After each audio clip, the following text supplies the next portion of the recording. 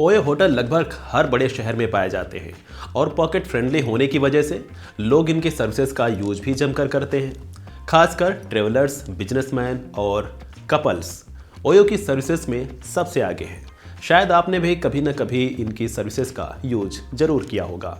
लेकिन ओयो ने होटलों के लिए नई चेक इन पॉलिसी की शुरुआत कर दी है, जिसकी शुरुआत मेरठ के हो चुकी है और ओयो की ये नई पॉलिसी अनमैरिड कपल्स के लिए टेंशन देने वाली है।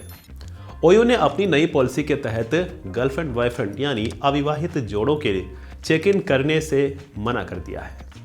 हालांकि अभी तक अनमैरिड कपल्स को आसानी से ओयो में रूम मिल जाया करता था, लेकिन अब इस नई पॉलिसी के आने के बाद शायद अब ऐसा नहीं हो सकेगा। रिपोर्ट्स के मुताबिक कंपनी द्वारा बनाई गई इस नई पॉलिसी के तहत अब ऑनलाइन बुकिंग करते समय कपल्स को अपने रिश्ते के प्रमाणित मैरिज सर्टिफिकेट, आधार कार्ड आदि पेश करने होंगे।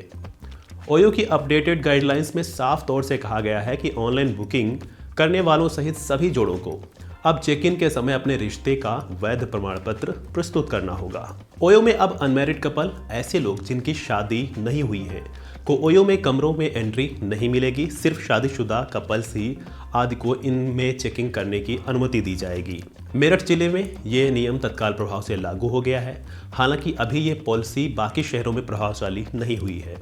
कहा जा रहा है कि कंपनी इसे एक ट्रायल बेस पर कर रही है। मेरठ में इस नियम को लागू करने के बाद इसके फीडबैक और प्रभावशीलता के आधार पर इसे बाकी के अन्य शहरों में भी कंपनी आगे बढ़ा सकती है। रिपोर्ट्स के मुताबिक ओयो कंपनी के सामने पहले भी कई सामाजिक संस्थानों ने विशेषकर मेरठ में इस मुद्दे को उठाया था। इसके अलावा कई अन्य शहरों के निवासियों ने भी अविवाहित जोड़ों को ओयो होटलों में चेक इन करने की अनुमति न देने के लिए याचिका दायर की है। इसी कारण कंपनी को ये फैसला लेना पड़ा।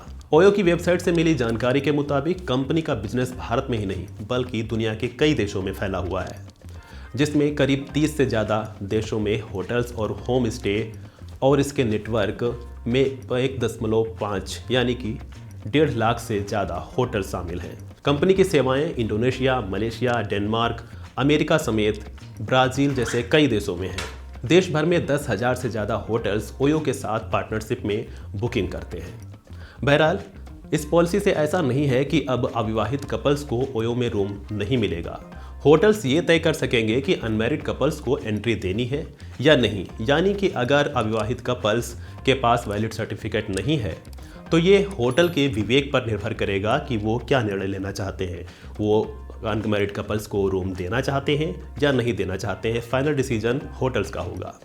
बहरहाल, ओयो की इस नई पॉलिसी को लेकर आप क्या कुछ सोचते हैं, कमेंट बॉक्स में दीजिए राय। फिलहाल इस वीडियो में इतना ही। खबरों से जुड़े अपडेट्स के लिए बने रहे वन इंडिया हिंदी के साथ।